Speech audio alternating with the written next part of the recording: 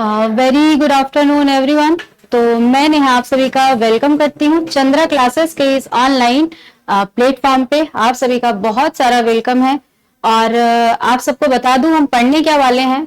तो आपको पता ही है कि एलटी ग्रेड की वैकेंसी आ गई है, जहां हम 3 वर्ष से क्या कर रहे थे, यूपी टीजीटी पीजीटी की परीक्षा कर रहे थे। परीक्षा तिथियों की उसकी घड़ी तो समाप्त नहीं हुई इंतजार की, लेकिन एक उसी बीच एक उम्मीद की किरण के रूप में हमारे लिए जो है सामने आई है क्या, ये एलटी ग्रेड की वैकेंसी, जो कि आपकी क्या है 7,466 पदों पे, कुल पदों पर यह भर्ती जो है क्या हमें देखने को मिली है। और 28 तारीख से मतलब क्या होंगे, 28 जुलाई से आपको पता है कि इसके फॉर्म फिलअप होना जो है शुरुआत हो जाएंगे। अभी क्या है कि एक सामान्यता एक बस सूचना आधिकारिक तौर पर जारी की गई है कि ये जो है परीक्षा आपकी, ये फॉर्म जो है आपका 28 जुलाई से भरना स्टार्ट हो जाएगा। लेकिन पूरी नियमावली जब तक कि हमारी नोटिफिकेशन फुल नहीं आ जाता फॉर्म के साथ, हम बात नहीं कर सकते, बिल्कुल गारंटी के साथ नहीं कह सकते कि कितनी सीटें आएंगी। लेकिन जब भी इस तरह की बात हुई है कि सीटों में जो है घटाव या बढ़ाव किया जा सकता है, तो हमेशा क्या हुई है, इन सीटों में बढ़ोतरी हुई है, ना कि सीटें घटी हैं। तो कुल मिला जुला करके चीजें हमारे लिए पॉजिटिव ही हैं।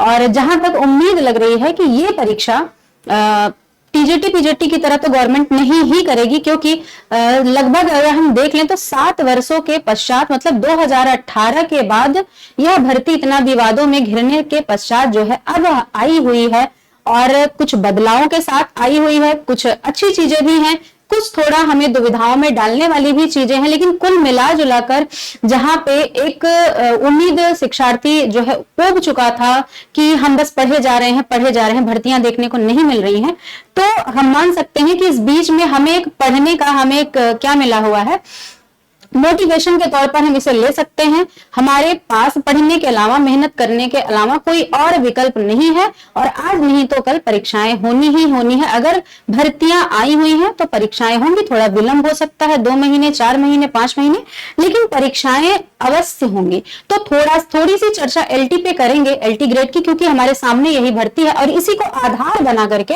हम क्या करने वाले हैं अपने इस हिंदी विषय के, क्योंकि मैं आपको हिंदी पढ़ाऊंगी, जैसा कि मैंने बताया हमारा विषय क्या है, हिंदी है।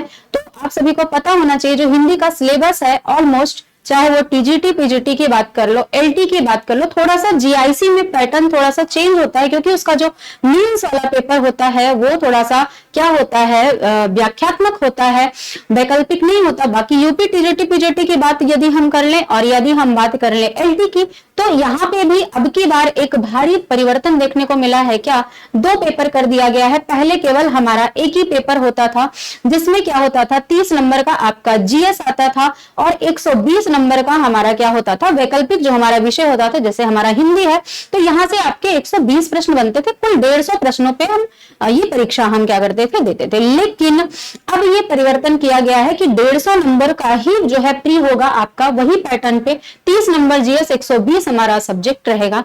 लेकिन जो आपका मेंस वाला पेपर इन्होंने किया हुआ है, उसमें थोड़ा सा 2-4% का हम डाउट लेकर के चल रहे हैं कि हो सकता है जीआईसी की भांति इसको व्याख्यात्मक भी कर सकते हैं। वैसे हालांकि करेंगे नहीं, लेकिन क्योंकि आयोग की मंशा जिस प्रकार की दिख रही है, इस प्रकार से हमें हर चीज के लिए तैयार रहना चाहिए। लेकिन यदि बात किया जाए हमारे लिए क्या आसान होगा, तो हमारे लिए व्याख्यात्मक ही हमारे लिए आपका वैकल्पिक ही आसान होगा। क्यों? क्योंकि शुरू से इसी पैटर्न पे हम तैयारियां करते आए हैं, हमें आदत हो चुकी है क्या, एक प्रश्न 4 विकल्प की, और फिर वहां से हम क्या करते हैं अपने, अभी आपसे 1 लाइनर जब प्रश्न पूछे जाते हैं तो हम कितना भ्रमित हो जाते हैं। उसी प्रश्न को अगर 4 ऑप्शन देकर के हमसे पूछा जाता है तो हम सही उत्तर पकड़ लेते हैं। क्यों? क्योंकि हम एलिमिनेट करना भी जानते हैं। ठीक है, तो ये वाली चीजें हैं, तो वैकल्पिक होना ही हमारे लिए लाभकारी है। तो चलिए फिर बात यदि कर ली जाए, एक दिन इस पे पूरी वीडियो बनाई जाएगी और पूरी स्ट्रेटजी की भी वीडियो बनाएंगे कि किस प्रकार से हमें क्या करना है, अपनी तैयारी को भाई शुरू करना है, और नियत समय में उस पूरी तैयारी को हमें किस तरीके से सुनियोजित ढंग से अपनी तैयारी को परीक्षाओं तक पूर्ण कर लेना। देखिए इतना समय तो नहीं मिलेगा, क्योंकि हिंदी का जो सिलेबस है, हिंदी साहित्य और व्याकरण अपने आप में बहुत व्यापक, बहुत ही ब्रॉड जो है इसका सिलेबस होता है। तो इसमें क्या है कि हम जो है भाई इतना तो हमें समझ नहीं लगा कि पूरा डिटेल्ड में हम पढ़ेंगे, लेकिन जहां पे डिटेल जाने की आवश्यकता पड़ेगी वहां डिटेल जाएंगे, जहां जो है कम व्याख्या की आवश्यकता होगी वहां कम व्याख्या से चीजों को समझेंगे, और कहां से ज्यादा प्रश्न बनते हैं उन पे कहां हमें ज्यादा फोकस करना है, कहां हमें कम फोकस करना है, इन चीजों को लेते हुए इस तरीके से सुनियोजित ढंग से हम अपनी तैयारी को करेंगे। उस पे पूरी स्ट्रेटेजी की एक वीडियो सबसे पहले आएगी, हम अपनी स्ट्रेटेजी आपके साथ शेयर करेंगे और फिर हम जोड़ करके क्या करेंगे, अपनी इस तैयारी को बेहतरीन बनाएंगे और अपनी एक सीट इस एलटी में जो है क्या करेंगे, लेके रहेंगे। जहां तक अनुमान है कि हिंदी की 600 प्लस सीटें आनी चाहिए, जिसमें आपका लगभग ऑलमोस्ट 300 प्लस आपका रहेगा बालक वर्ग में और 300 प्लस ही रहेगा आपका बालिका वर्ग में। बड़ा अच्छा इन्होंने अब की बार कर दिया है कि बालक वर्ग बालिका वर्ग डिवाइड कर दिया, जैसे DSSB में होता है, केंद्र सरकार की जो भर्ती आती है उसमें बालक वर्ग बालिका वर्ग अलग होते हैं, उसी भांति इसमें भी इन्होंने अब की बार ये चीज किया हुआ है, जो कि बहुत ही सही है भाई, ठीक है ना। तो चलिए फिर अब क्या करते हैं, थोड़ा सा अपने विषय पे चर्चा कर लेते हैं, एक तरीके से थोड़ा सा वे ऑफ मतलब एक पढ़ाने की शैली आप देख सकते हैं। तो चलिए आ जाइए बात कर लें। तो बात हमारी क्या चल रही है भाई, हिंदी साहित्य पे हमारी चर्चा जो है चलने जा रही है। तो हिंदी साहित्य पे जब हम बात करने जा रहे हैं तो क्यों ना हम बिल्कुल जीरो से थोड़ा सा अपना बेस बना लेते हैं। तो जब हम मतलब आगे इन चीजों को जब आप हमसे जोड़ेंगे, हम डिटेल में इन चीजों को पढ़ेंगे, तब तो एक पूरा रिटर्न में हम सारी चीजें करेंगे। लेकिन अभी थोड़ा सा मोटा मोटा हम समझ लेते हैं। जब हम हिंदी साहित्य पे चर्चा कर रहे हैं तो जब हिंदी साहित्य की बात आती है तो सबसे पहले हम साहित्य और इतिहास का तात्पर्य समझें। तो बात कर लेते हैं, क्या बात कर लेते हैं बच्चा, साहित्य। साहित्य तो जब हम साहित्य की बात करेंगे, साहित्य जमा क्या, इतिहास। फिर आगे इसके बाद जो हमारी चर्चा आएगी वो हम किस पे करेंगे, हिंदी पे करेंगे। फिर हिंदी पे विस्तार में हम बातें करते हुए क्या करेंगे, चले जाएंगे, ठीक है ना। तो साहित्य का तात्पर्य ही अपने आप में क्या हो जाता है, साहित और यह प्रत्यय मिल करके यहाँ पे सा का शाब्दिक अर्थ जो बच्चा हम निकालेंगे तो क्या हो जाता है, सा बराबर क्या हो जाता है, सबका। सा बराबर क्या हो जाएगा, सबका हो जाएगा। हित का मतलब, हित का तात्पर्य हमें नहीं लगता कोई नहीं जानता होगा। जब हित के तात्पर्य की हम बात करेंगे तो इसका अर्थ ही क्या हो जाता है, कल्याण या मंगल की बात करने वाला, ठीक है। और ये जो यह इसमें लगा हुआ है अंत में, ये क्या है, ये है भाई प्रत्यय, ठीक है। तो साहित और यह क्या हो गया, अर्थात सबका कल्याण जो है जिसमें हो निहित, वही हमारा क्या हो जाता है भाई, साहित्य इतिहास हो जाता है, ठीक है ना। जैसे कि महावीर प्रसाद द्विवेदी जी ने कहा है, क्या, साहित्य समाज का क्या है, दर्पण है, आईना है, ठीक है ना। तो चलिए अब इतिहास की जब हम बात करते हैं तो इति का सामान्यतः अर्थ व्यक्ति क्या निकालता है, समाप्ति से निकालता है। परंतु जब हिंदी साहित्य इतिहास में हम आते हैं तो इतिहास का तात्पर्य महज समाप्ति से नहीं होता है। किसी भी चीज वस्तु का, किसी भी बात का क्या करना, एक काल क्रम के अनुसार अध्ययन करना ही क्या हो जाता है भाई, इतिहास कहा जाता है। जैसे कि शुक्ल जी कहते हैं, क्या, जब शुक्ल जी, रामचंद्र शुक्ल जी आधुनिक काल का जब कुल 900 वर्षों के इतिहास को हिंदी साहित्य के जो है शुक्ल जी विभाजित करते हैं 4 भागों में, दोहरे नामकरण की पद्धति अपनाते हुए। एक तो प्रवृत्तियों के आधार पर, दूसरा क्या, काल जो उसका समय था, समय सीमा के अनुसार उसका दोहरा नामकरण करते हैं। हिंदी साहित्य के जगत में पूछा जाता है किसने दोहरे नामकरण की पद्धति अपनाई हुई है, तो रामचंद्र शुक्ल जी ने अपनाई हुई है। तो जब सीमा को बांटते हैं, पहले क्या कहते हैं, आदिकाल, भक्ति काल, रीति काल, और जब आधुनिक काल की चर्चा आती है जो कि अंतिम काल होता है, हालांकि बाद में आधुनिक काल को भी 3 भागों में बांटते हैं, जिसको प्रथम उत्थान, द्वितीय उत्थान और तृतीय उत्थान के नाम से संबोधित करते हैं। तो जब हमारी चर्चा आ जाती है, इतिहास से तात्पर्य क्या निकाला जाता है, सामान्यतः हम समाप्ति से निकालते हैं। जैसे देखिए कोई चालीसा वगैरह जब आप पढ़ेंगे, जब आप उसका प्रारंभ करते हैं तो आता है अथ दुर्गा चालीसा या अथ हनुमान चालीसा, कुछ भी, अथ मतलब प्रारंभ करना। इति मतलब जब समाप्त करते हैं तो इति लगाते हैं, ठीक है, लेकिन यहाँ पे इति का अर्थ समाप्ति से नहीं होता है। इसको विस्तार में कुछ परिभाषाओं के माध्यम से बाद में इसका अर्थ जो है हम स्पष्ट करेंगे। जब आप डिटेल्ड जुड़ के हमसे पढ़ेंगे तब देखिए कितनी मजेदार परिभाषाओं के माध्यम से इन चीजों को हम क्या करते हैं, स्पष्ट करते हैं। अभी सिर्फ हम मोटा मोटा शाब्दिक अर्थ समझ रहे हैं। तो इति से हमारा तात्पर्य बच्चा क्या पार्टी क्या हो जाता है, समाप्ति। एक तो समाप्त होता है, ठीक है ना, और दूसरा जो इतिहास का हम अगर साहित्य पढ़ने जा रहे हैं वहां पे अर्थ निकालेंगे तो होता है ऐसा, ठीक है, क्या हो जाता है, ऐसा, ठीक है, ऐसा हो जाता है इसका तात्पर्य, ठीक है ना। तो और हा का जब यहाँ पे तोड़ना है, इति का अर्थ क्या हो गया, अच्छा इति हमने यहां नहीं लिखा, इति का तात्पर्य क्या हो जाता है, इति, इति जमा क्या हो जाएगा हमारा, या तो समाप्त भी हम मान सकते हैं, ठीक है, और ऐसा भी बोला जाता है, ठीक है। हाँ यहाँ पे क्या आ जाता है, मतलब निश्चित ही जब हम हा की बात करेंगे तो इसका शाब्दिक अर्थ यहाँ पे क्या जो है मतलब निश्चितता को दर्शाता है, निश्चित ही, निश्चित ही, ठीक है। और यहीं पे जब हम बात करेंगे आस या अस, ठीक है, इसको आस या अस भी बोलते हैं, ठीक है ना। तो इसका तात्पर्य क्या हो जाता है, होना, हुआ है या फिर होना। और इसके कंप्लीट अगर हम अर्थ की बात करें तो क्या हो जाएगा, अर्थात ऐसा निश्चित ही घटित हुआ है, ठीक है। इसके शाब्दिक अर्थ की बात करें तो क्या निकालेंगे, जिसमें लोक कल्याण हो। क्या करेंगे हम, इसके जब हम अर्थ की बात करेंगे बच्चा तो क्या अर्थ इसमें हम निकालेंगे, यहां पे अर्थ निकलता है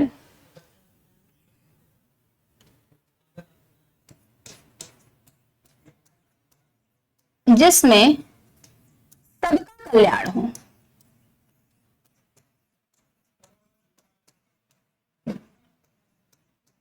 ठीक है। और यहां जब हम इतिहास का शाब्दिक अर्थ निकालेंगे तो क्या हो जाता है कि ऐसा निश्चित ही घटित हुआ है,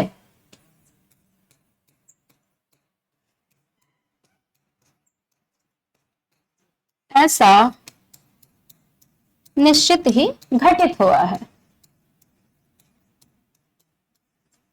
चलिए यहां तक हमें चीजें समझ में आ गई। अब हम बात क्या कर लेते हैं, थोड़ा सा हम सामान्यतः जान लेते हैं कि भारत मतलब इतिहास का यदि भारत ना लगाए, कुछ भी ना लगाए, सिर्फ सामान्यतः हमसे इतना पूछे, क्या पूछे भाई, हमसे सिर्फ इतना पूछे कि इतिहास का जन्मदाता या इतिहास का व्याख्याता सामान्यतः किसे माना जाता है, इतिहास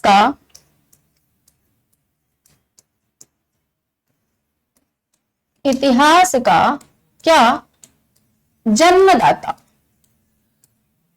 किसे माना जाता है, तो हम किसको जानते हैं, हेरोडोटस को इतिहास का पहला व्याख्याता माना जाता है, हेरोडोटस, ठीक है। और इसके ग्रंथ का नाम क्या हो जाता है, तो हिस्टोरिका हो जाता है, हिस्टोरिका इसके ग्रंथ का नाम हो जाता है। वहीं पे जब इतिहास ना पूछ करके पूछ लिया जाए क्या साहित्य इतिहास का जनक किसे माना जाता है, क्या साहित्य इतिहास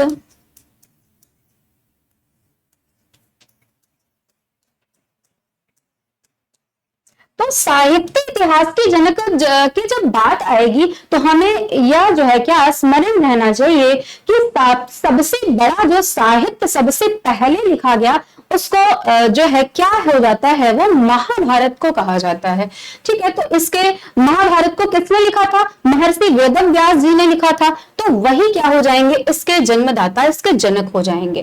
कौन जी, वेदव्यास जी, वेदव्यास जी क्या हो जाएंगे, इसके जन्मदाता हो जाएंगे। और इन्होंने लिखा क्या था, तो महाभारत लिखा हुआ था।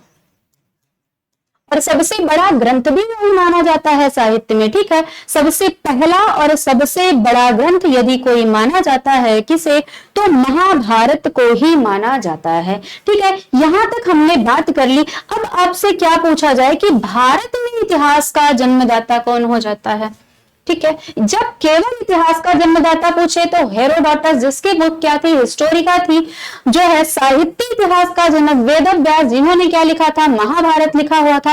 अब किसकी हम चर्चा करने जा रहे हैं, तो अब हमारी जो चर्चा चलेगी भाई किस पे चलेगी, कि भारत में इतिहास का जन्मदाता, भारत में इतिहास का जन्मदाता।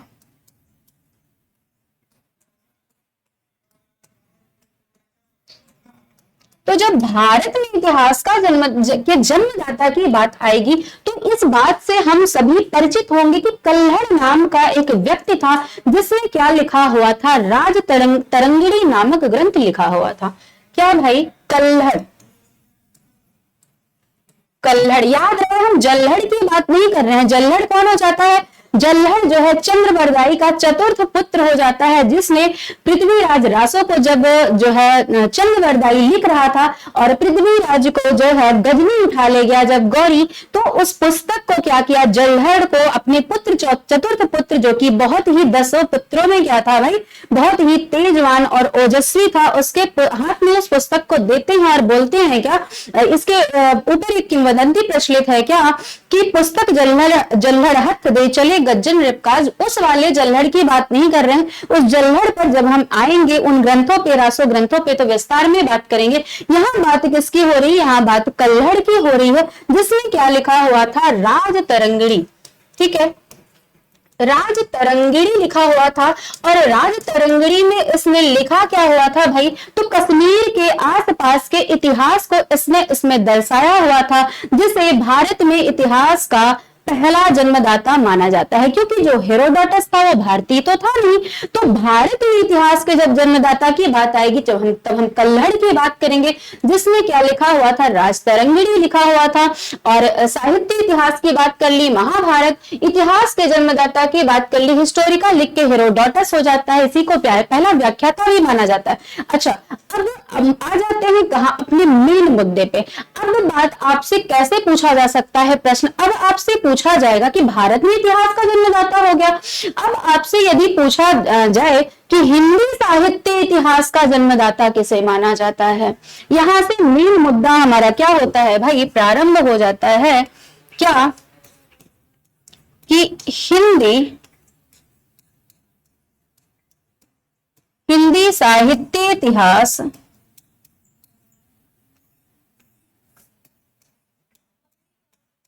किसे माना जाता है, हिंदी साहित्य इतिहास का जनक। जब हम इसकी बात कर लेंगे तो हिंदी साहित्य में, फ्रेंच भाषा में हिंदी साहित्य का सन 1839 में जो है ग्रंथ लिखकर किसने हिंदी साहित्य इतिहास लेखन परंपरा का सूत्रपात किया था, तो फ्रेंच विद्वान गारसा द तासी जी ने किया हुआ था ना, तो वही इसके जनक भी हो जाएंगे।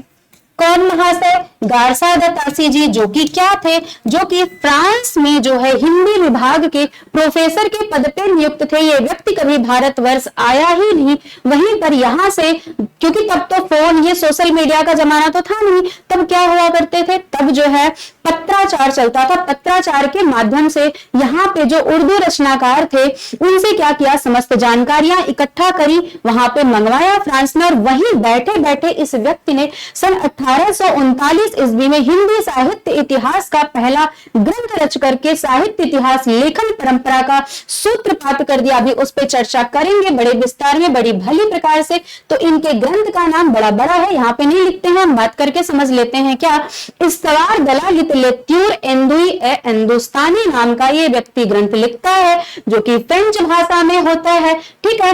कोई काल विभाजन करने का प्रयत्न नहीं किया, कोई नामकरण करने का प्रयत्न नहीं किया, कवियों, पहला कवि कौन होना चाहिए, अंतिम कवि कौन होना चाहिए, कोई चर्चा नहीं करी। महज क्या किया, अंग्रेजी वर्णमाला को आधार बनाते हुए इन्होंने क्या काम किया कि ग्रंथ की रचना कर डाली। और वो भी कैसे, अच्छा मान लीजिए आपका नाम क्या है, अजय है, आपके पिताजी का नाम कबीर है, तो ये बताइए आपने तो अपने पिता को जन्म दिया नहीं, तो तो जो अजय आ तो पहले आएगा, मतलब आ पहले आएगा, का बाद में आएगा। लेकिन यदि हम देखें तो अजय की उम्र अपने पिता से छोटी होगी, तो हम उसको पहले कैसे रख सकते हैं? भाई जन्म तिथि के अनुसार रखना ही, वही तो कालक्रमानुसार जो है विभाजन कहा जाता है, जो कि किसने किया था?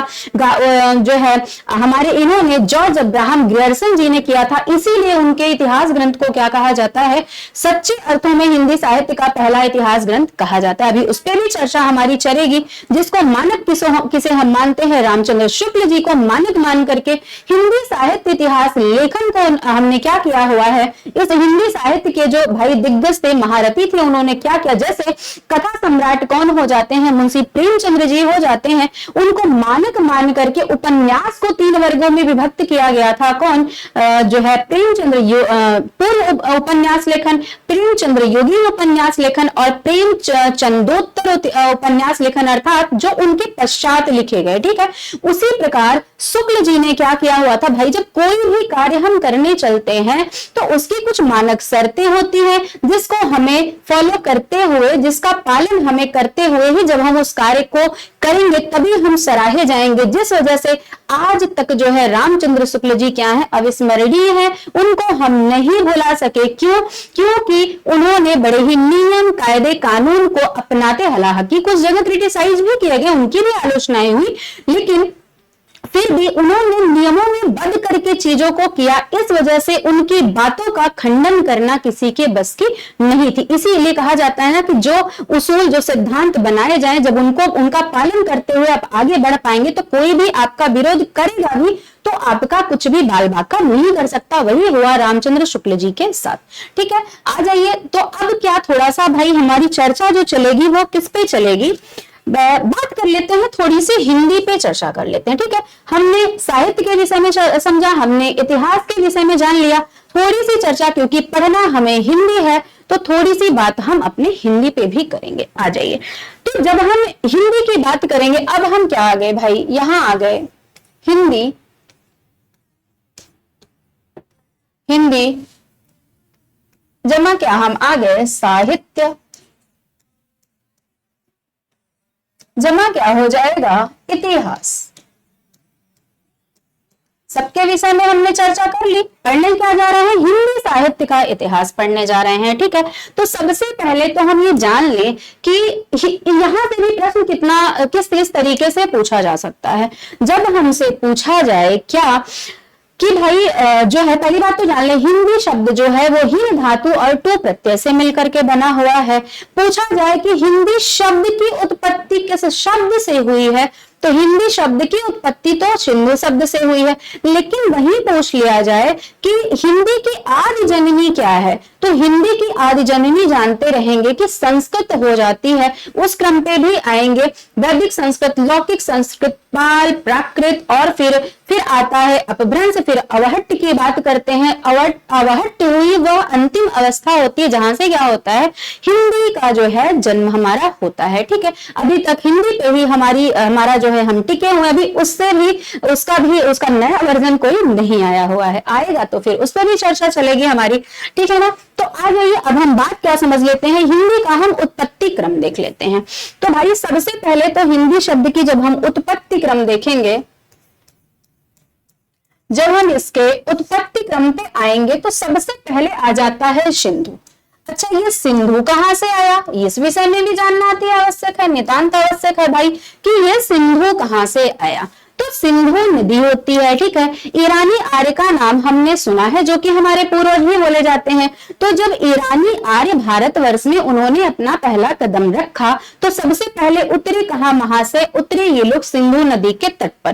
ठीक है, हिंदी तब जो है बोली या भाषा के रूप में नहीं जो है उन्होंने इंगित किया था, उन्होंने महज सिंधु को उन्होंने क्या उच्चारण किया?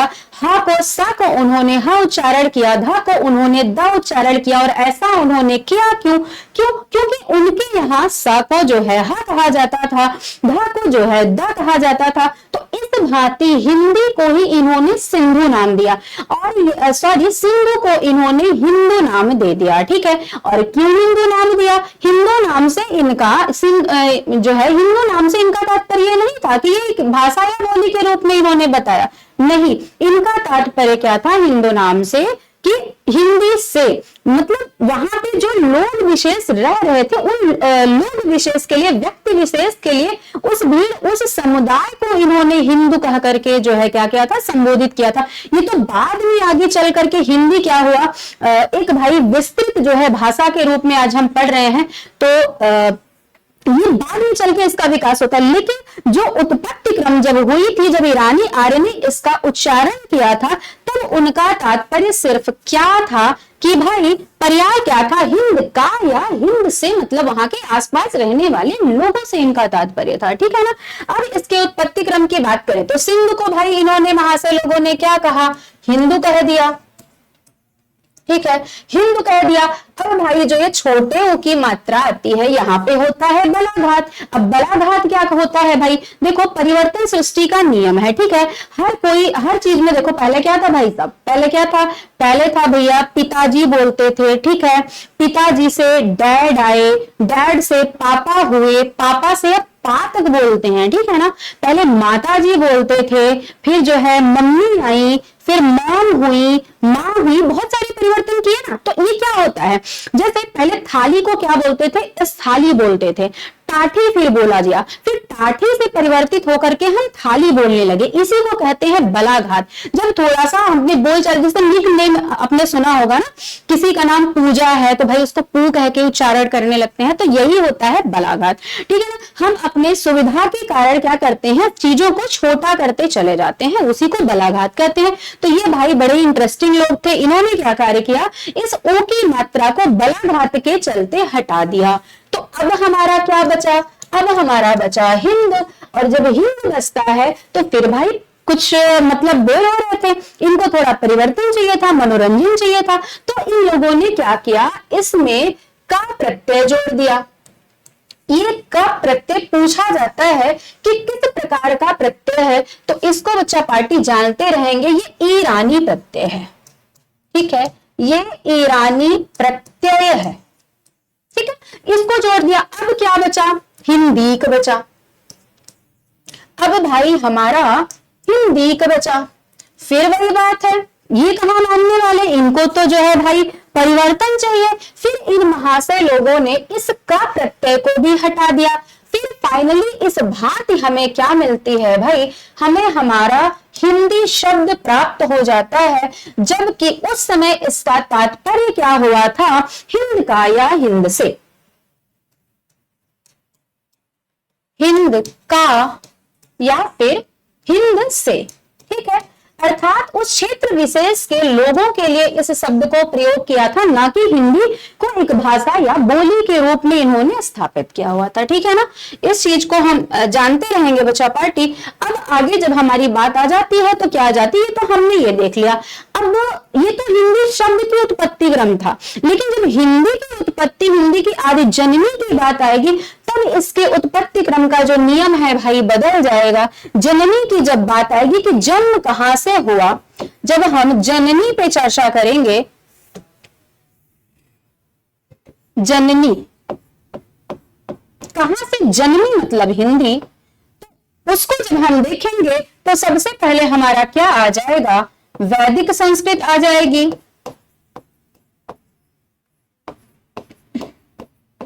वैदिक संस्कृत आएगी, फिर हमारा क्या आएगा, लौकिक संस्कृत आएगा। ठीक है, लौकिक संस्कृत आ जाएगा। तब पश्चात हमारा क्या आएगा, अब हमारा आएगा पाली आएगा, पाली आता है। पाली के पश्चात क्या आता है, फिर हमारा प्राकृत आ जाता है। फिर प्राकृत के पश्चात क्या आता है भाई, अवहट्ट आता है।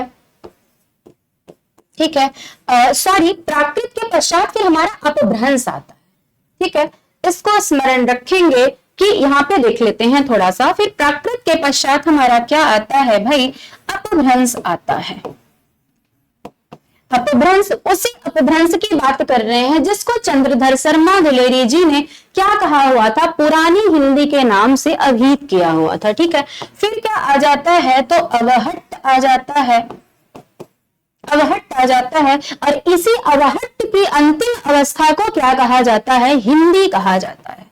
ठीक है, फिर इसके पश्चात हिंदी आता है, और अभी तक यही हमारा क्या है, हिंदी ही हम जान रहे हैं। ठीक है, अभी और कोई नया वर्जन भाई नहीं आया हुआ है हिंदी का। ठीक है, देखिए कहां से आई, जन्मी क्या थी, संस्कृत थी, संस्कृत में भी वैदिक संस्कृति, फिर लौकिक संस्कृति, फिर पाल, फिर प्राकृत, फिर क्या है, अपभ्रंश आ जाता है, फिर अवहट्ट आ जाता है, फिर हिंदी आ जाता है।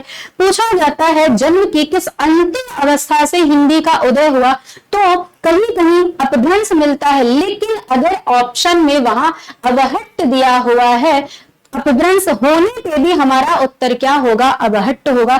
जब अवहट्ट आंसर में नहीं दिया है तभी हम उत्तर क्या करेंगे, अपभ्रंश करेंगे। अगर अवहट्ट है तो अपभ्रंश हमारा आंसर नहीं होगा, इस चीज का स्मरण रखेंगे। ठीक है, यहां तक चीजों को हमने समझ लिया। इसका साधारणीकरण भी पूछा जाता है, जैसे अरबी में हिंदी को हिंदिया बोलते हैं। ठीक है ना, पहले क्या होता है भाई, हिंदिया आता है, इंडिका आता है, इंडिया आता है, फिर अंग्रेजी में इंडिया आता है। तो ये हिंदी का ही परिवर्तित रूप है, जो अरबी से क्या होता है, आपके ग्रीक, फिर लैटिन, फिर अंग्रेजी में जाके इंडिया बना हुआ है। ठीक है, तो ये नहीं भूलिएगा कि ये जो इंडिया है इंग्लैंड की देन है, नहीं भाई, ये हिंदुस्तान की ही देन है, भारतवर्ष की ही देन है। हमारे हिंदी से ही सारी चीजें क्या हुई हैं, उपजी हुई हैं। ये है हिंदी जो अपने आप में सब कुछ क्या कर लेता है भाई, समाहित कर लेता है। ठीक है ना, तो यहां तक हमने चीजों को समझा, बाकी सारी चीजें हमने जान ली। अब जो है साहित्य इतिहास है क्या, मतलब हमने बात करा काल क्रमानुसार जो अतीत था और जो वर्तमान है, मतलब जो बीत चुका है और जो वर्तमान में चीजें चल रही हैं, उनके मध्य क्या संबंध बनाना, सामंजस्य बिठाना ही का क्या है भाई, साहित्य इतिहास है। और साहित्य इतिहास किसी भी चीज का साहित्य इतिहास हो सकता है, हिंदी का हो सकता है, संस्कृत का हो सकता है, अंग्रेजी का हो सकता है, लेकिन हमारा मुद्दा क्या है, हमारा विषय क्या है, तो हमारा विषय है हिंदी। तो हम जाहिर सी बात है अपने हिंदी विषय पे ही चर्चा करेंगे। ठीक है, तो आ जाइए, अब हम क्या करते हैं, हिंदी शब्द के विषय में थोड़ी सी चर्चा हम अभी और करेंगे बच्चा पार्टी, जब हम बात करेंगे क्या, एक मिनट थोड़ा सा पेन चेंज कर लें। तो अब हम बात करेंगे क्या, हिंदी के विषय में थोड़ी सी बात कर लेते हैं। हिंदी केवल एक भाषा नहीं है भाई, हिंदी पर जब हम चर्चा कर रहे हैं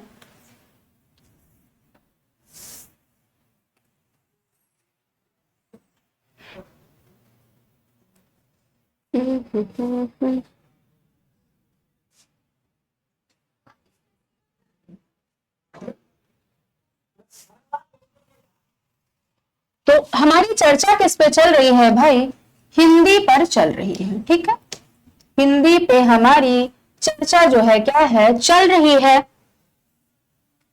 तो हिंदी केवल एक भाषा नहीं है, अपितु बोलियों का बृहद समुदाय है। हिंदी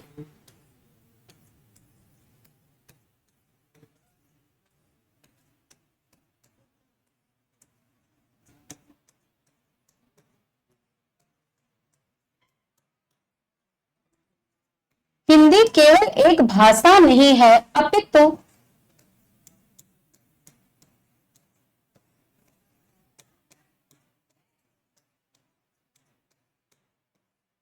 बोलियों का वृहद समुदाय है। ठीक है भाई,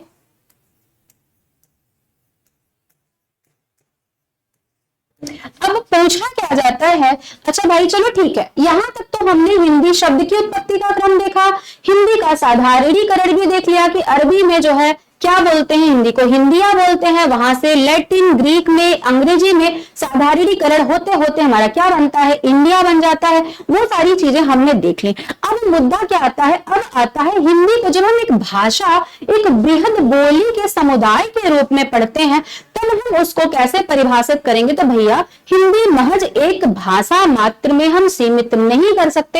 हिंदी अपने आप में क्या है, बृहद एक बोलियों, जैसे अंग्रेजी है, देखो अंग्रेजी में क्या है, सिर्फ हम इंग्लिश पढ़ेंगे, ठीक है ना, और मैथ में केवल हम मैथ पढ़ रहे हैं, संस्कृत में हम संस्कृत पढ़ रहे हैं, ठीक है, लेकिन हिंदी संस्कृत में बोलियों का समुदाय नहीं आ रहा है, अंग्रेजी में बोलियों का समुदाय नहीं आ रहा है, लेकिन जो ये आपकी हिंदी भाषा हो जाती है, इसने अपने आप में बहुत कुछ समाहित किया हुआ है, इसीलिए इसको एक महज भाषा के रूप में परिभाषित नहीं किया जा सकता। आप जानते हैं 18 बोलियां जो है हमारे संविधान में भी स्वीकार की गई हैं, ठीक है। हिंदी भाषा की कितनी बोलियां प्रचलित रूप में है, तो 18 जो है बोलियों की चर्चा मिलती है, ठीक है ना।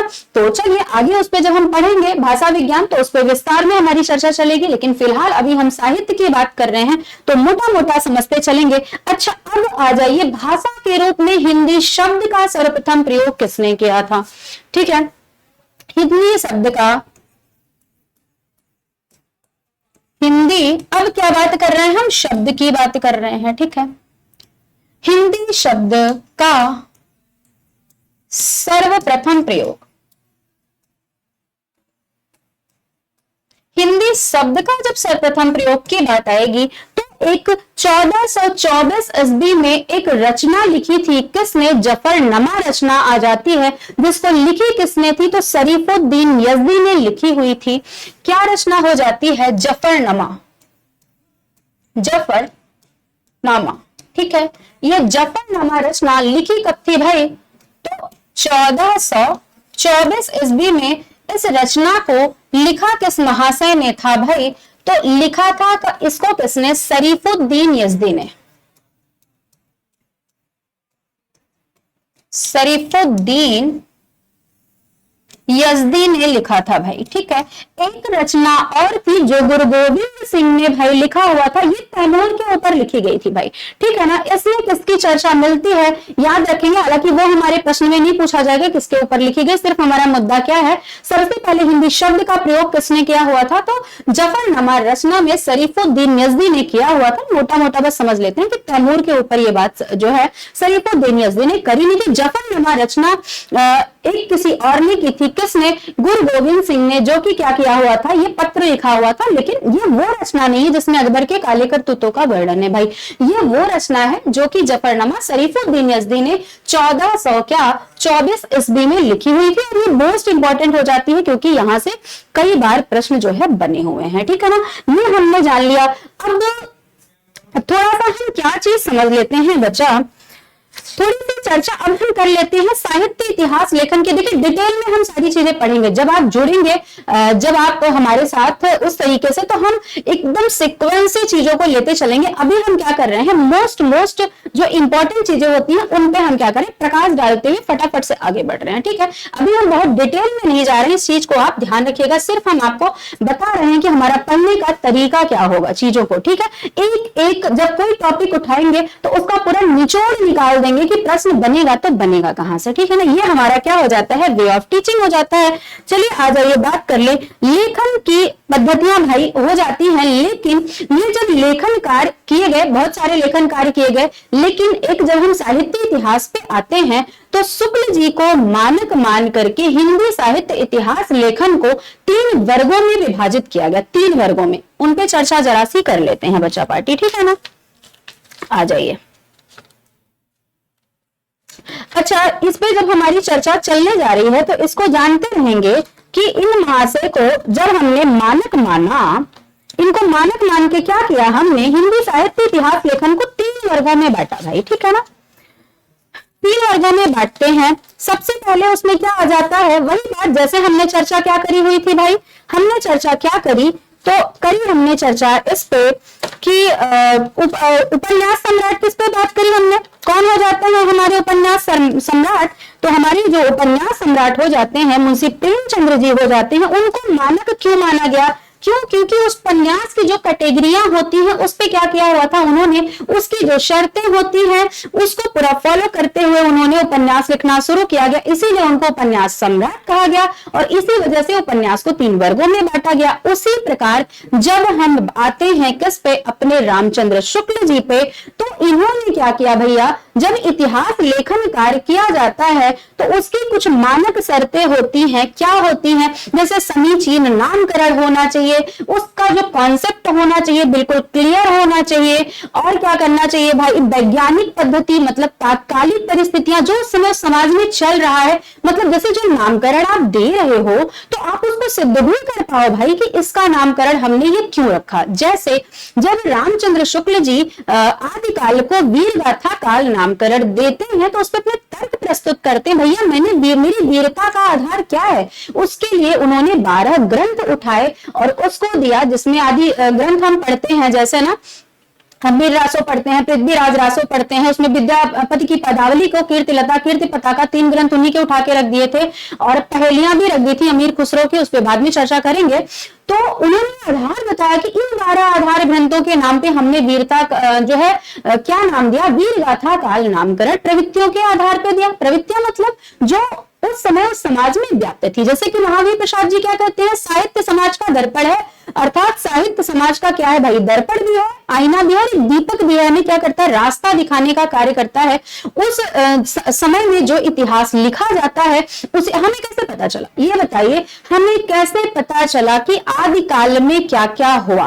तभी तो पता चला उस आदिकाल में जो चीजें विद्यमान थी उसको उठा के उसका कलेक्शन करके प्रामाणिक इतिहास ग्रंथ लिखे गए, तभी तो आज उसको हम ग्रंथ के रूप में पढ़ रहे, उसके विषय में हम जान पाए, वरना क्या हम आदिकाल के विषय में कभी समझ पाते, जान पाते, नहीं जान पाते। ठीक है, तो वही बात क्या की जाती है, इसी चीजों को रामचंद्र शुक्ल जी ने क्या किया होता है, जैसे कि हम सभी जानते हैं, हिंदी साहित्य में सुव्यवस्थित जो है ढंग से इतिहास लेखन यदि किसी ने किया था, 900 वर्षों के इतिहास को 4 भागों में बांट करके पूरा हमारे सामने एक जो है व्यवस्थित रूप जो है प्रस्तुत किया था। किसने किया था? रामचंद्र शुक्ल जी ने किया था। इसी कारण बस रामचंद्र शुक्ल जी को मानक मान करके हिंदी साहित्य इतिहास लेखन को भाई 3 वर्गों में बांटा गया। उस 3 वर्गों को देख लेते हैं। ठीक है, वो 3 वर्ग क्या क्या हो गए। सबसे पहले नंबर 1 पे क्या आ जाता है भाई, हमारा नंबर 1 पे आ जाएगा शुक्ल पूर्व इतिहास लेखन।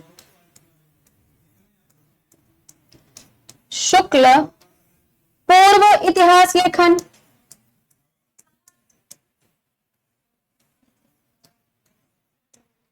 फिर हमारा क्या आ जाएगा, नंबर 2 पे जब हमारी चर्चा चलेगी भाई, तो नंबर 2 पे आ जाएगा शुक्ल युगीन इतिहास लेखन।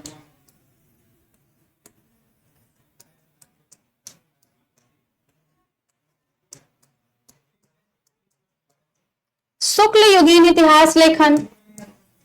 फिर क्या हमारी चर्चा आएगी, शुक्लोत्तर इतिहास लेखन। उसी बात जैसे हमने उपन्यास सम्राट पे चर्चा करी थी। ठीक है, शुक्लोत्तर इतिहास लेखन।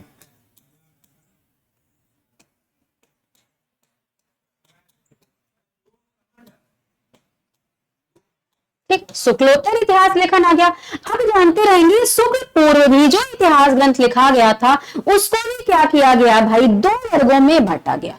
तो उस पर थोड़ा सा हम इन चीजों को देखेंगे। यही से हमारा मेन मुद्दा क्या होता है भाई, प्रारंभ हो जाता है। कहां से? शुक्ल पूर्व इतिहास लेखन।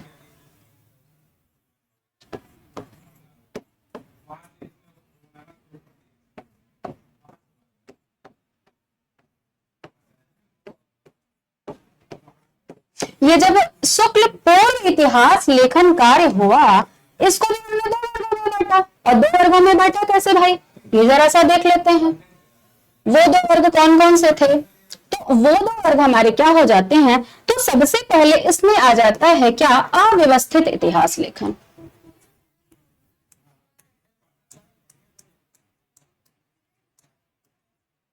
इसमें अव्यवस्थित लेखन आ जाता है।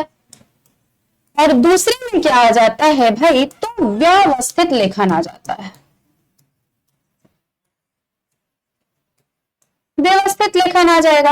अब सबसे पहले अव्यवस्थित लेखन, भाई जब हम अव्यवस्थित भी कह रहे हैं और उसको शुक्ल पूर्व इतिहास लेखन की श्रेणी में भी रख रहे हैं, क्यों रख रहे हैं? क्यों इसलिए रख रहे हैं कि स्वयं शुक्ल जी ने भी स्वीकारा है। अव्यवस्थित लेखन क्यों किया गया? लेखन तो हुए, इसी वजह से उनको लेखन का नाम दिया गया।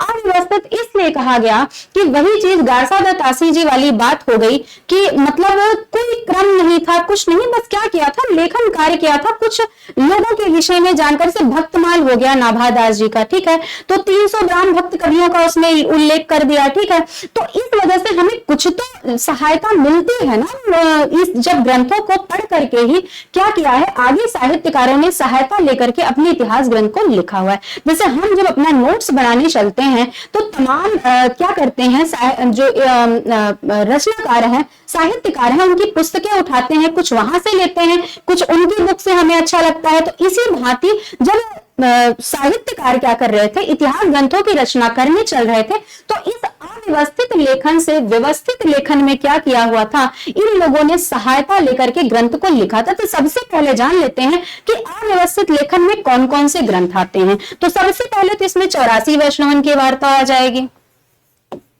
क्या आ जाएगी भाई? 84 वैष्णवन की वार्ता।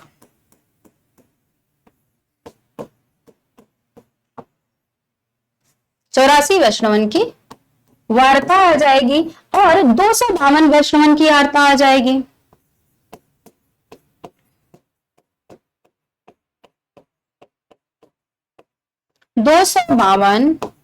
वैष्णवन की वार्ता।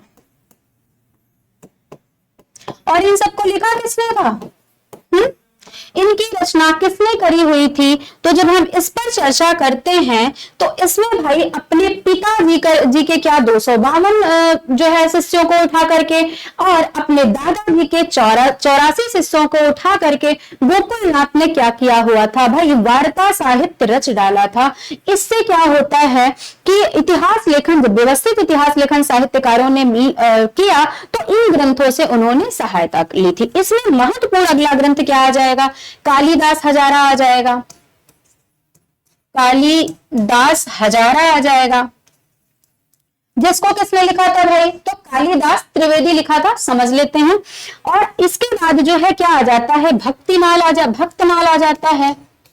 भक्तमाल की जब हम चर्चा करेंगे भाई, तो भक्तमाल किसने लिखा हुआ था? हम सभी जान रहे हैं, इसमें नाभादास जी ने लिखा हुआ था, जिसका सुमेर किसे बताया हुआ है? इस अपने नाभादास ग्रंथ का तो तुलसीदास जी को इसने बताया हुआ है, ठीक है ना।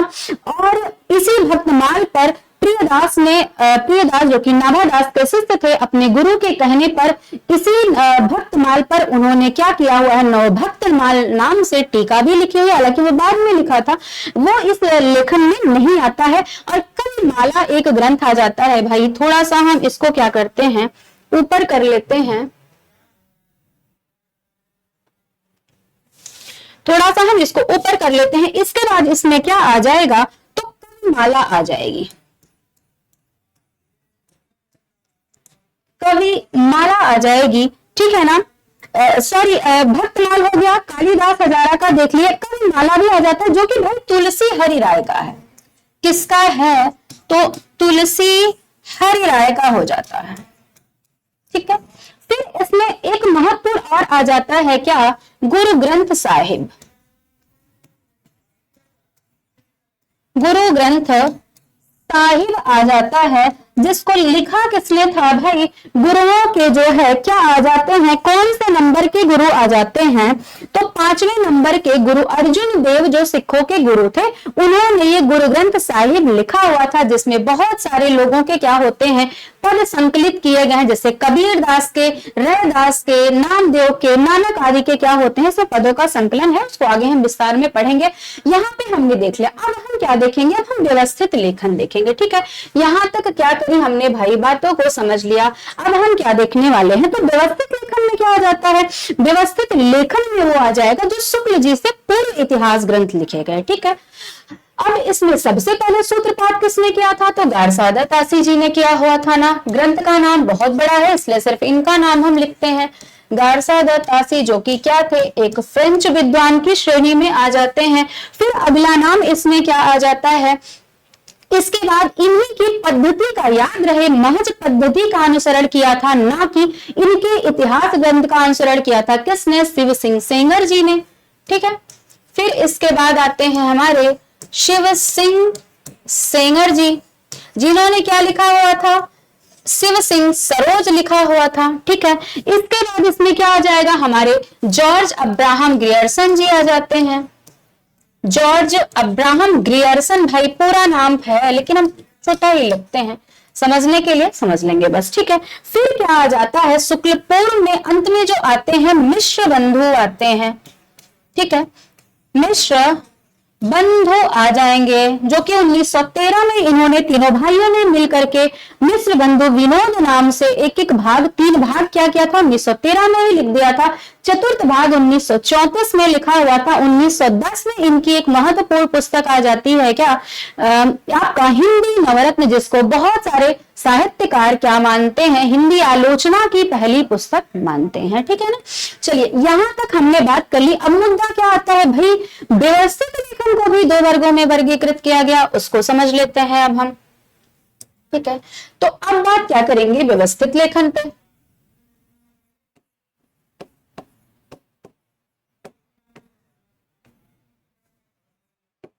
व्यवस्थित लेखन पे चर्चा करेंगे। तो जब व्यवस्थित लेखन की चर्चा करेंगे हम, तो इस व्यवस्थित लेखन को भी 2 वर्गों में वर्गीकृत किया गया।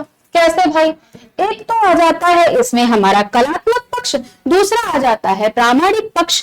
तो नंबर 1 की क्या बात कर लेंगे हम भाई? कलात्मक पक्ष।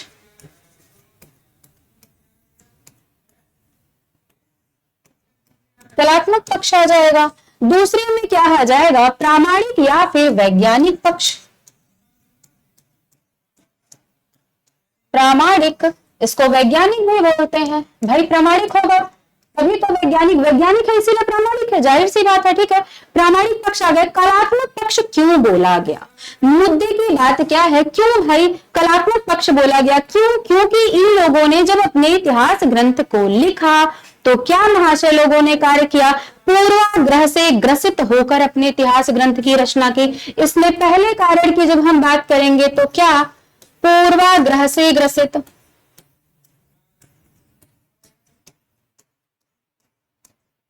ठीक है, पूर्वाग्रह से ये महाशय लोग क्या थे? ग्रसित थे। आत्मपरक दृष्टिकोण रख करके इतिहास ग्रंथ लिखा। क्या हो जाएगा भाई? आत्मपरक दृष्टिकोण अपनाया। अभी इसको सिद्ध करते हैं, क्यों कैसे अपनाया आत्मपरक दृष्टिकोण भाई। ठीक है, और यहां पे आ जाएगा तुलनात्मक और विमर्श हो जाएगा भाई। तुलनात्मक विमर्श किया इन लोगों ने, तभी प्रामाणिक था। ठीक है, और खोज परक अन्वेषणात्मक दृष्टिकोण रखा यहां पे। ठीक है, खोज परक और क्या? अन्वेषणात्मक दृष्टिकोण।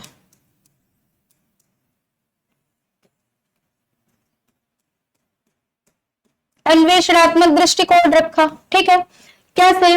मतलब चीजों को समझा जाना। यदि हम आदिकाल को आदिकाल कहें, जैसे हजारी प्रसाद द्विवेदी जी ने क्या किया? वीर गाथा काल नामकरण का खंडन किया।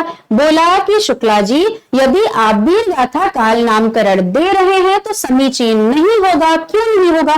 क्योंकि आदिकाल क्या है? अंधकार काल कहा जाता है। पृथ्वीनाथ कमलकुल श्रेष्ठ ने उसको अंधकार काल क्यों कहा? क्योंकि कुछ नहीं पता चलता। उसमें 300 वर्षों का जो इतिहास होता है, 150 वर्षों तक तो क्या हुआ भाई?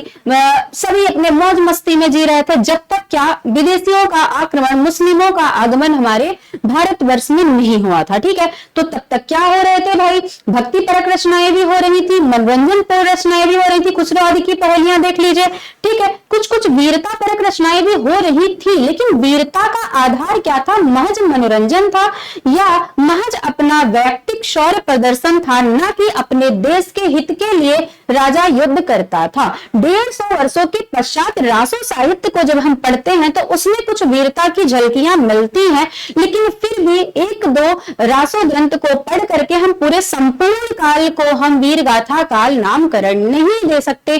तो इसी वजह से वीर गाथा काल नामकरण का इनके खंडन करते हैं हजारी प्रसाद द्विवेदी जी और कहते हैं, समझाते हैं, और उस चीज को शुक्ल जी समझते भी हैं।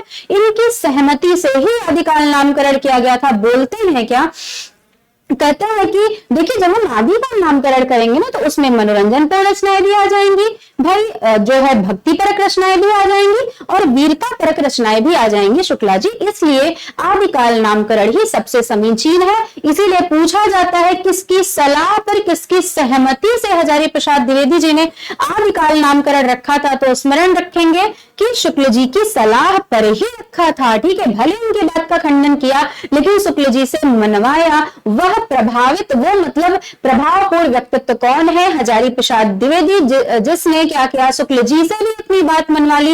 वही कहा शुक्लोत्तर इतिहास में ही, मतलब शुक्लोत्तर जो है इतिहास लेखन में हजारी प्रसाद द्विवेदी जी भी आ जाते हैं, जैसे डॉक्टर राम कुमार वर्मा हो गए, गणपति चंद्रगुप्त हो गए, और उसी में आते हैं हमारे ज्यादा नवीनतम हो जाते हैं बच्चन सिंह। अब बच्चन सिंह जब अपनी तीसरी पुस्तक लिख रहे हैं तो उसमें एक कथन लिखते हैं और लिखते हैं क्या कि जब मैं शुक्ल जी को पढ़ रहा हूं तो ना मैं उनको, मतलब वो अपना ग्रंथ लिख रहे थे तीसरा, शुक्ल जी को पढ़ते हुए उन्होंने अपना तीसरा ग्रंथ लिखा तो उसमें उन्होंने लिखा कथन क्या, जब मैं शुक्ल जी को पढ़ रहा हूं तो ना उनको लेकर लिख पा रहा हूं ना उनको छोड़कर लिख पा रहा हूं। तात्पर्य कहने का कि इनकी बहुत सारी बातों से मेरी सहमति नहीं है भैया, लेकिन मेरी हिम्मत नहीं है कि मैं फूफा जी के क्या करूं, अगेंस्ट जा सकूं।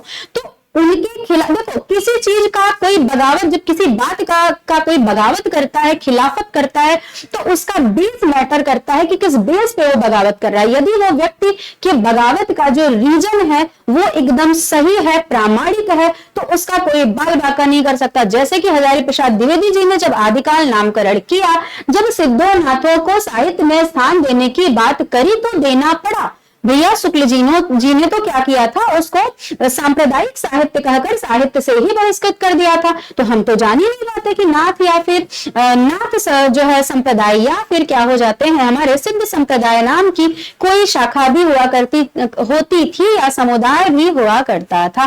तो भला हो किसका भाई, हजारी प्रसाद द्विवेदी जी का भला हो, जिन्होंने क्या किया, क्यों इन्होंने क्या, अच्छा देखिए अंतर क्या है, समझिए अंतर ये है कि शुक्ल जी क्या करते हैं, शुक्ल जी ये बताते हैं कि साहित्य में स्थान क्यों नहीं देना चाहिए, और द्विवेदी जी क्या करते हैं कि भाई साहित्य में क्यों स्थान देना चाहिए।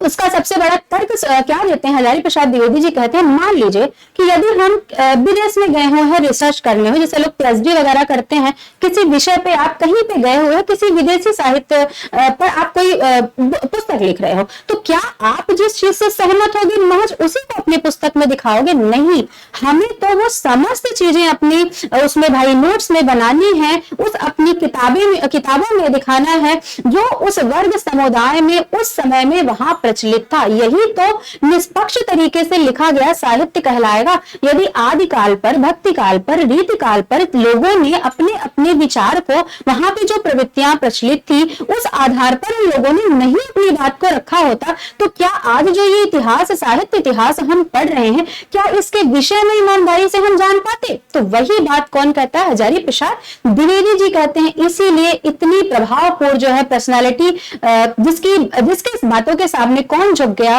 रामचंद्र शुक्ल जी झुक गए, हजारी प्रसाद द्विवेदी जी हो जाते हैं। ठीक है ना, जो कि शुक्लोत्तर इतिहास लेखन जब कार्य हुए, यदि शुक्ल जी का क्या है भाई, मतलब यत्र तत्र ही नहीं सर्वत्र, और वो भी तर्कपूर्ण ढंग से यदि किसी ने खंडन करने का प्रयत्न किया तो कौन हो जाते हैं, महज सिर्फ हजारी प्रसाद द्विवेदी जी ने क्या, बाकी जितने भी हो, चाहे वो आप राम कुमार वर्मा जी को उठा लो, वर्मा जी की तो खैर काबिले तारीफ है, महज उन्होंने शुक्ल जी के गर्म तवे पे क्या करी हुई है, अपनी रोटियां क्या करी हुई है भाई, सेकी हुई है। जब आप नामकरण भी देखोगे ना तो पूरा, और विक्रम संवत में ही शुक्ल जी ने भी विभाजित किया और राम कुमार वर्मा जी ने भी विक्रम संवत में ही विभाजित किया। जब आप नाम देखोगे, चाहे वो भक्ति काल का उठा दो या फिर आदिकाल का उठा लो तो थोड़ा बहुत बस केवल परिवर्तन किया है, बहकाने वाली बात हो गई है। और महज इन्होंने क्या किया, आदिकाल को उन्होंने जो है इन्होंने 900 वर्षों के इतिहास को क्या किया, 4 भागों में वर्गीकृत किया।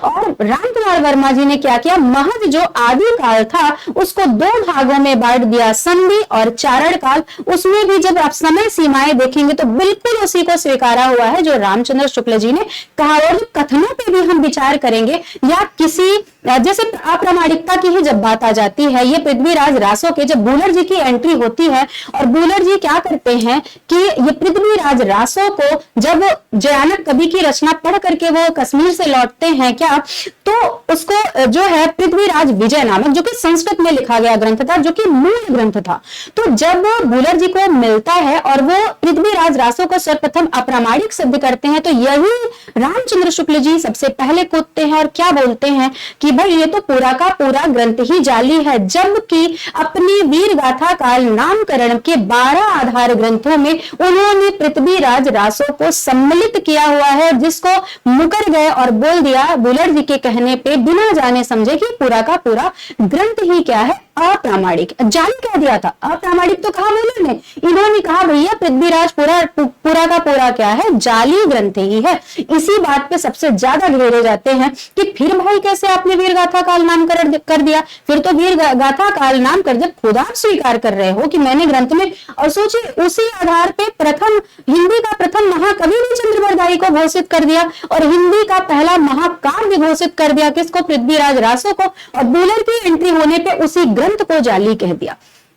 तो इसी चीज को मतलब कुछ भी बोलने से पहले हमें उस चीज को समझ लेना चाहिए। ऐसा नहीं कि शुक्ल जी ने जो बातें कही हैं सब सही नहीं है, उसको जब आप हजारी प्रसाद द्विवेदी जी का और शुक्ल जी का जब हम तुलनात्मक अध्ययन करेंगे ना, तब हमें समझ में आएगा कि मतलब शुक्ल जी की बातें अपनी जगह बहुत सही हैं, लेकिन जब आप तर्क देखेंगे हजारी प्रसाद द्विवेदी जी के, तो मतलब वो बौद्धिकता का असर आप समझ पाएंगे, बहुत ही आनंद आएगा। तो बड़े ही आनंदपूर्ण तरीके से हम क्या करने वाले हैं भाई, आगे जो है इन चीजों को हम जारी रखेंगे और बड़े ही तुलनात्मक ढंग से जो है चीजों को हम पढ़ेंगे बड़े ही आनंद के साथ। ऐसे ही समय कैसे बीत जाएगा पता नहीं चलेगा।